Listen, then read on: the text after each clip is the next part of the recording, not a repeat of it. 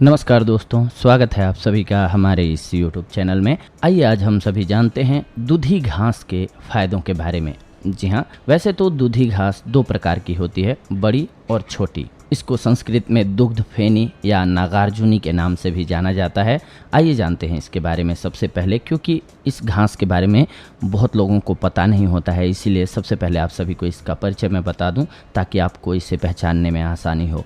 यह भारत के सभी प्रदेशों में प्राप्त हो जाती है, यानी कि मिल जाती है। इसकी ऊंचाई 1 से 2 फीट तक और पत्ते इसके 1 इंच लंबे होते हैं। इस दूधी में रस कुछ एक दूध जैसा निकलता है। इस पौधे में कुछ छोटे छोटे रस ग्रंथियां भी होती हैं। इस दूधी में एक छोटी जाति भी होती है। दोनों के गुण धर्म एक जैसे होते हैं, यानी कि चाहे छोटी दूधी हो या बड़ी, दोनों के गुण जो होते हैं वो समान होते हैं। यह पेट के कीड़ों को मारती है और खांसी के लिए भी हितकारी होती है। इसके अलावा दांत में कीड़े हों तो बड़ी दूधी के मूल को चबा करके रस को मुंह में 2 से 4 मिनट तक रखने पर कृमि मर जाते हैं और वेदना ख़त्म हो जाती है। इसके अलावा रक्तार्श में भी ये फायदेमंद है।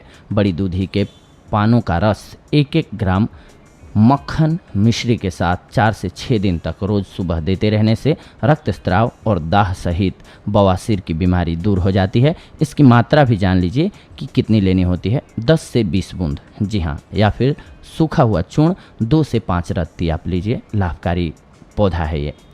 आइए जानते हैं इस औषधि के फायदों के बारे में और इसके बारे में कुछ एक और जानकारी। दूधी या दूधिया घास इसे कहते हैं हम सभी। दूधी 2 प्रकार की होती है, छोटी और बड़ी। मैंने जैसे कि आप सभी को स्टार्टिंग में ही बताया, किसी भी दीवार के किनारे खाली बेकार पड़ी जगह नन्हे लालिमा लिए हुए छोटे छोटे पत्तों वाली दूधी नज़र आ ही जाती है। यह यूं ही उग जाती है। बहुत कम पानी की आवश्यकता होती है इसको, और बड़ी दूधी के पत्ते हल्के हरे रंग के होते हैं।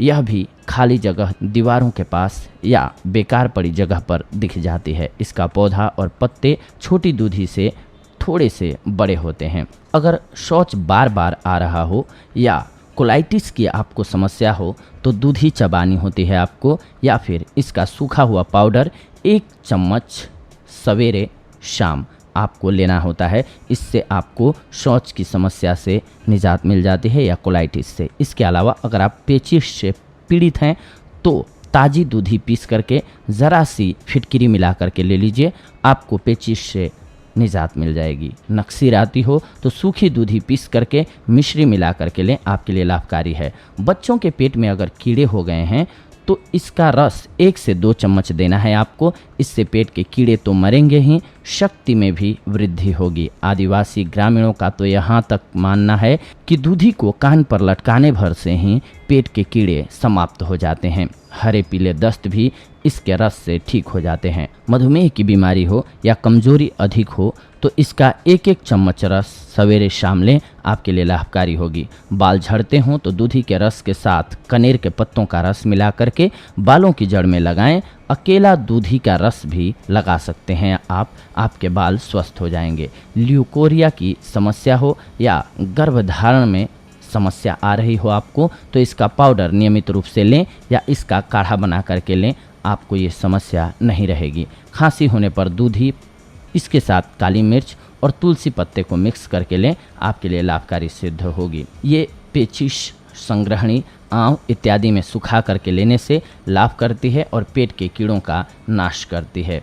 इसके अलावा गांव के बुजुर्गों और वैद्यों का मानना है कि इसके पांचांग, यानी कि दूधी के पांचांग, आप सभी जानते हैं कि फूल, पत्तियां, बीज, छाल और जड़, ये मिलकर के किसी भी पौधे का पांचांग होता है, यानी कि 5 अंग होते हैं उसके।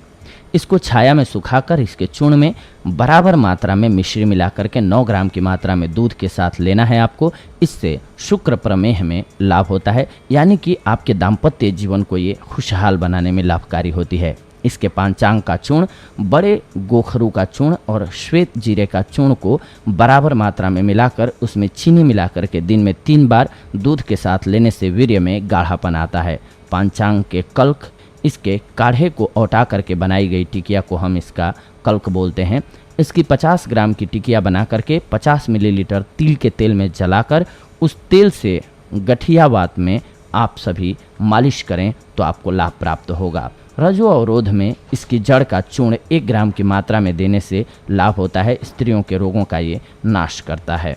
आइए जान लेते हैं इसके हानि के बारे में भी। दूधी का अगर अधिक मात्रा में उपयोग आप करेंगे तो ये हृदय के लिए हानिकारक सिद्ध हो सकती है, इसीलिए इसका अधिक मात्रा में सेवन नहीं करना चाहिए। ये तीखी, मलरोधक, गर्म, भारी, रुक्ष, वातकारक, स्वादिष्ट, वीर्यवर्धक, मल एवं कीड़ों को खत्म करने वाली होती है। दूधी का फूल 1 हाथ ऊंचा और लंबा होता है। छोटी दूधी में सलाई को भिगो करके रतौंधी में यानी कि रात में न दिखाई देने का ये रोग होता है। इसमें आँखों में सलाई को अच्छी प्रकार से फिरा देते हैं। कुछ देर बाद आँखों में बहुत तेज़ दर्द होगा जो 4 घंटे के बाद समाप्त हो जाएगा। ऐसा करने से एक बार में ही रतौंधी का रोग जड़ से चला जाता है। दूधी के पांचांग के रस तथा कनेर के पत्तों के रस को मिला करके सिर के गंजे स्थान पर लगाने से बाल सफ़ेद होना बंद हो जाते हैं तथा गंजापन दूर हो जाता है। 2 ग्राम दूधी की जड़ को पान में रख करके चूसने से हकलेपन के रोग में लाभ मिलता है। छाया में सुखाई हुई दूधी में बराबर मात्रा में सेंगरी मिश्री मिलाकर के खूब बारीक चूर्ण बना लेते हैं। इससे रोजाना सुबह और शाम 1-1 चम्मच दूध के साथ लेने से नक्सीर तथा गर्मी दूर हो जाती है। चेहरे के कील मुहासे और दाद पर दूधी का दूध लगाने से लाभ होता है। जब किसी औरत के स्तनों में दूध आना बंद हो जाए तो इसका दूध आधा ग्राम से 1 ग्राम की मात्रा में 10 से 20 दिन सुबह शाम पिलाने से स्त्री के स्तनों में दूध की वृद्धि होती है। दूधी के पांचांग का रस निकाल करके 10 से 20 बूंद को लेकर या पंचांग के बारीक चूर्ण को लगभग 1 ग्राम का चौथा भाग से लेकर के लगभग आधा ग्राम की मात्रा में पीने से स्त्री के स्तनों में दूध की वृद्धि होती है। 5 से 10 ग्राम दूधी के पंचांग के काढ़े या रस में 1 चम्मच शहद मिलाकर के पीने से दमा का रोग ठीक हो जाता है।